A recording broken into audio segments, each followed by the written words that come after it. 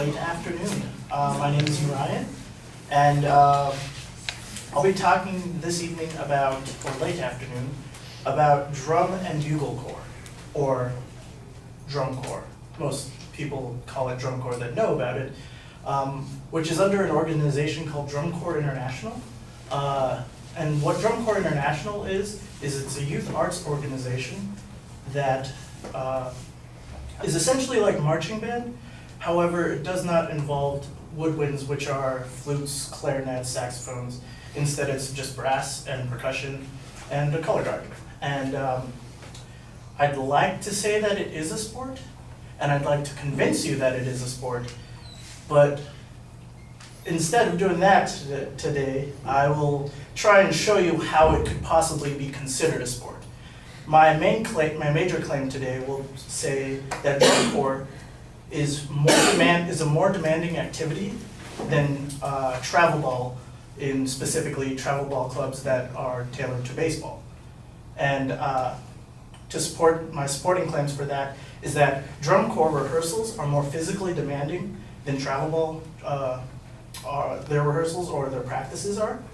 That drum corps, they compete and travel a lot more than most travel ball teams, and that drum corps has a more economically, it costs more, it's more economically demanding to be part of that organization. So for my first claim, drum corps is, their rehearsals are more physically demanding than travel ball. Under a PDF form compiled on League Lineup, which is a website that kind of gives you information to parents, but this is in the Midwest for leagues there. They gave a PDF form giving information and on average rehearsals, on practices that happen for people, for if they want to have their children involved in travel ball.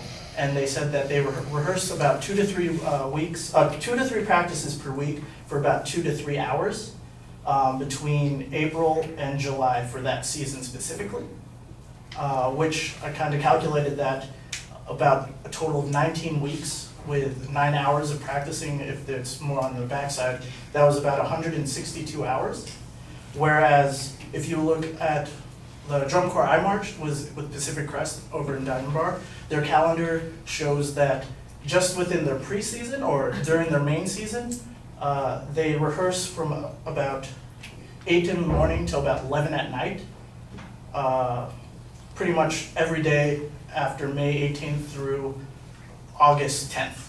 So that's about an upwards to 16 or 20 hours, like, well, no, sorry, that's different stats. Sorry, my bad. But it's around 12 to 11 or 10 hours a day for many days.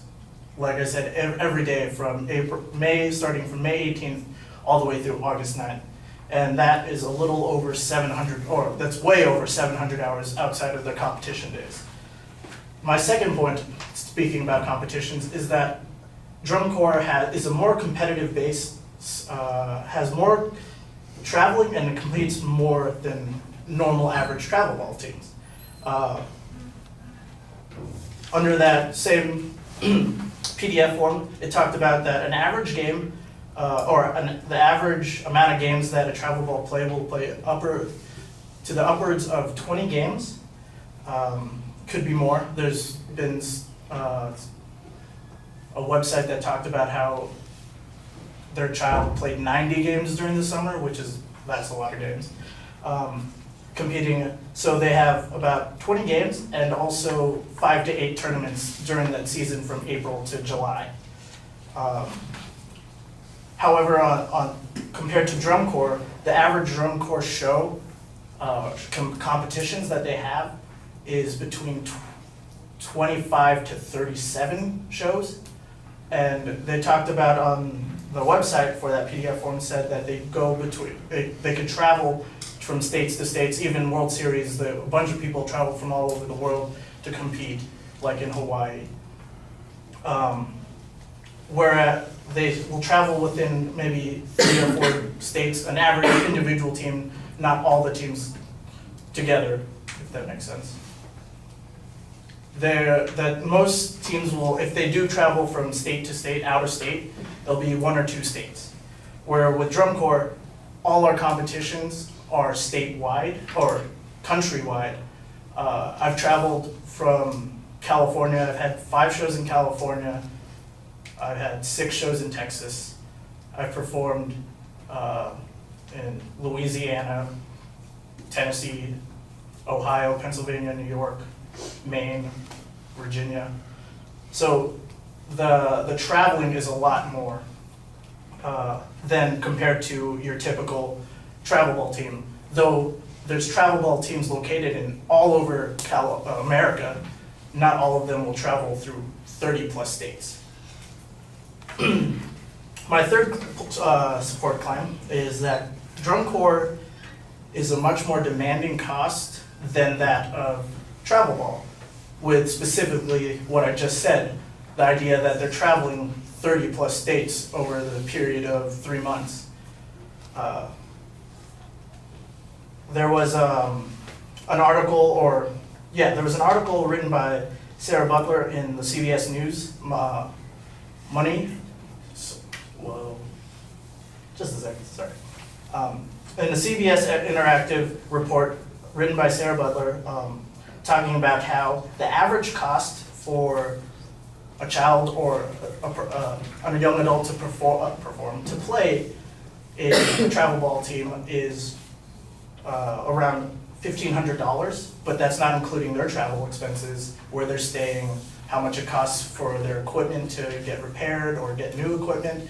So it was even saying that for a 9-year-old boy, his cost was $4,000 to be on a travel ball team, which is kind of outrageous. Yet with that $4,000 mark, it's just above the average cost for you to march in a drum corps. A drum corps average cost is about $3,150.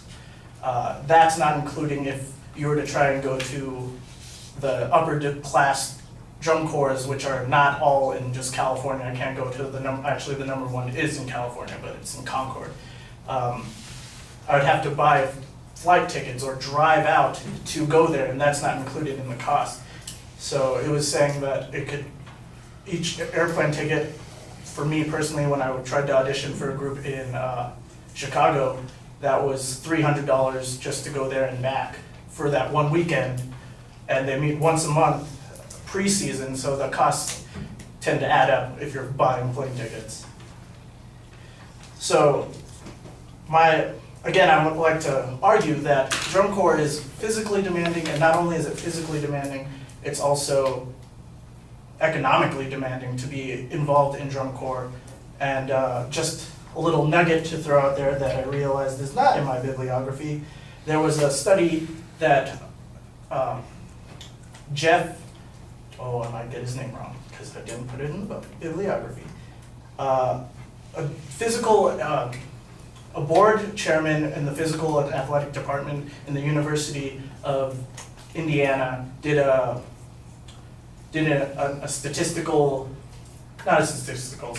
experiment to see the metabolic rate, oxygen consumption, and essentially the heart rate of one of the performers on one of the top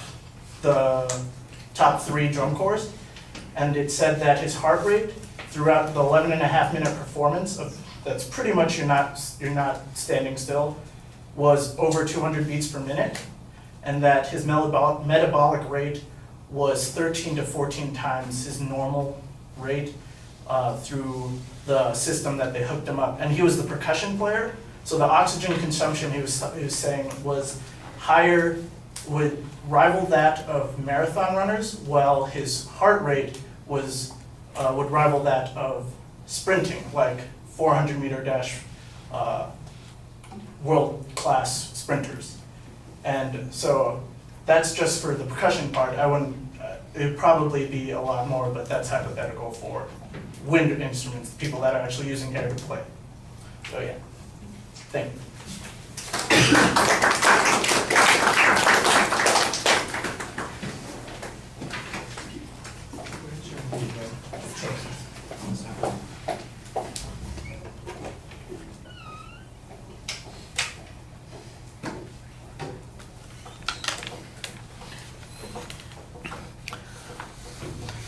All right, Ryan, I know what the topic area is. I'm still a little vague on what it is that is in dispute here. Is this an argument that says that the drum corps is in fact a sport? Is there some reason that classifying it as a sport is a controversial idea? Or is it just an argument that says that it's physically demanding, which I'm not sure anybody would dispute. I mean, the description that you give sounds like it's pretty physically demanding. There's a lot of rehearsal, there's a lot of travel. At the very end, you've got a whole bunch of last-minute data that you toss in about the impact that it actually has on a person's body. My question is, what is in dispute about that? Where is the argument about this? Has anybody said that travel ball, I assume mostly that's talking about baseball being played on a club level. Is that what we're talking about there? That is, why are these the two things that are being compared? I have no idea why it is that I'm looking at these two different items, unless there is some reason for doing that. Do they compete for resources somewhere? Is there a dispute about whether or not one or the other should get into the Olympics? I just don't know why it is that, because to me it sounds like somebody saying, well, it's really hard to play the piano, and it's harder to play the piano than learning to play the xylophone. And I'm like, okay, well, maybe it is, but why is that an argument? Who cares about that? And the proof on that, there are more keys on the piano than there are things on the xylophone. I don't know.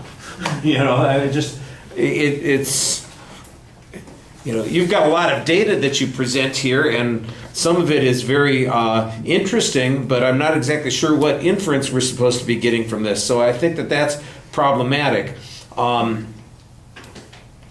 I didn't really hear from any authorities. At the end, you kind of gave us one person who may have done a little personal experiment on this, measuring the metabolism and the heart rate and all that sort of thing, but we don't even get a name on that. But that sounds like it's statistical information also. I mean, given the amount of time that's involved, it's like I said, to me, it's like saying, well, it costs more money to buy a new car than it does to buy a motorcycle.